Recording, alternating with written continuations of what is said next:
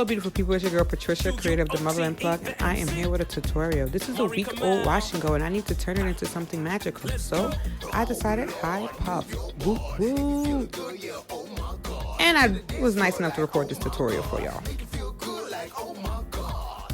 All products are listed below. So first we're going to dampen the hair. We're going to get this spray bottle, wet it, put the hair up in a puff.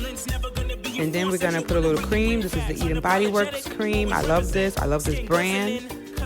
And then I'm going to put a little oil because I like to put oil whenever I'm going to put gel on top of my hair. I got my gel. This is the Xtreme wet line. I'm no longer into Eco Styler. This is cheaper and it works really good for my curls. Then I get my brush, my hard bristle brush that I've had for a long time. I got this at Walmart. And I just brush my hair back. Now this is where you do your edges. Whatever your edge routine is, however you slay your edges, this is what you do. You can see from my face, this stuff is thick. But I use the edge booster. I still got to get used to it. I'm not into slaying edges.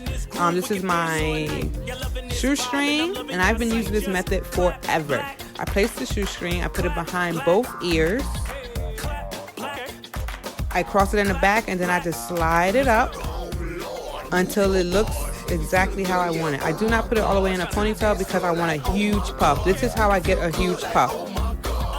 Put on 2 headbands to keep my edges in place, and look at that bounce. Look at that. You can stop right here, but I need to be extra. I gotta keep going. So I got out the hair wax. I decided to do silver or gray, whatever you want to call it. Rub that in my hair, and voila.